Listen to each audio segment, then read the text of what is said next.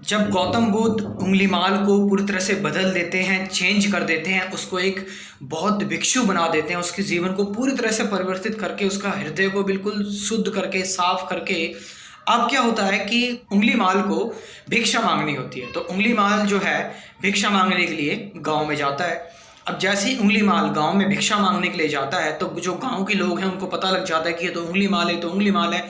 तो वो सारे के सारे जो हैं गांव के जो लोग हैं वो छत पर चढ़ जाते हैं अपने हाथ में पत्थर लेके, और उंगलीमाल पर पत्थर बरसाने लगते हैं, जोर जोर से पत्थर बरसाने लगते हैं। तो उंगलीमाल के पत्थर लगते हैं, एक पत्थर यहाँ पर सर पर आकर लगता है। सर पर जैसे पत्थर लगता है तो उंगलीमाल के खून बहना स्टार्ट हो जाता है, उंगलीमाल जमीन पर गिर जाता है।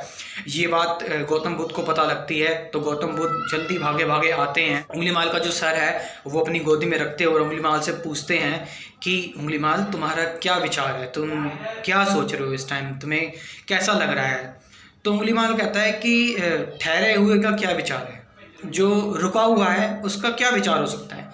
विचार तो उसका है जो चल रहा है, जिसका मन दौड़ रहा है, भाग रहा है, चल रहा है। मेरा तो मन रुका हुआ है, मेरा तो मन रुक कर बस इस दृश्य को देख रहा है, एक दृष्टा की भांति मैं चीज़ों को देख रहा हूँ, बस और कुछ नहीं लग रहा मुझे। बस मैं तो विटनेस कर रहा हूँ चीज़ों को जो आमने सामने घट रही हैं, बस इससे ज़्यादा मुझे कुछ नहीं लग रहा।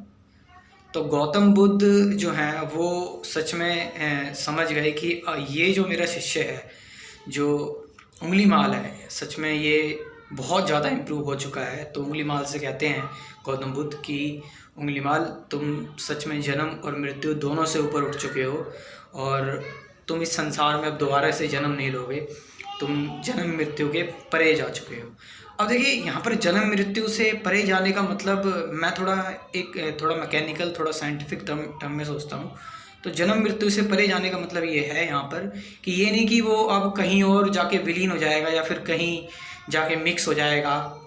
इस मतलब ये मेरे अंदर थॉट आ रहा है अभी कि जन्म मृत्यु से परे होने का मतलब ये है कि अब वो जैसे भी वो जो कॉन्शियसनेस है उंगलीमाल की, जहाँ भी वो बर्थ लेती है कॉन्शियसनेस, चाहे वो किसी भी ग्रह पर बर्थ लेती है, क्योंकि पृथ्वी जैसे अभी साइंटिफिकली प्रूवन तो नहीं है, लेकिन पृथ्वी जैसे कई ग्रह भी हो सकते हैं, ये प्रोबेबिलिटी है। और अब तो मल्टी यूनिवर्स भी है, तो मल्टी यूनिवर्स में भी कई सारे ग्रह हैं।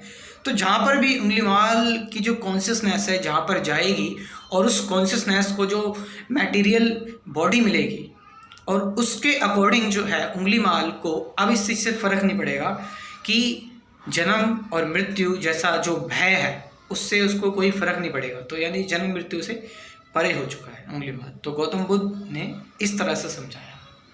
सो कैसे लगी आपको उंगलीमाल की ये बाद की स्टोरी। इस स्टोरी को लोगों तक शेयर कीजिए ताकि बाद में पता लगे कि लोगों उंगलीमाल का कैसे जीवन परिवर्तित हुआ, और उंगलीमाल को जब पत्थर बरसाए गए तो उंगलीमाल ने दोबारा से लोगों पर पत्थर नहीं बरसाए, वो चुपचाप चीज़ों को सहता गया, वो लोगों की जो कमज़ोरी थी उसको सहता गया, और सहता सहता वो, और ये कहता कहता बुद्धम शरणम गच्छामि, उंगलीमाल अपना शरीर त्याग देता है। Thank you very much.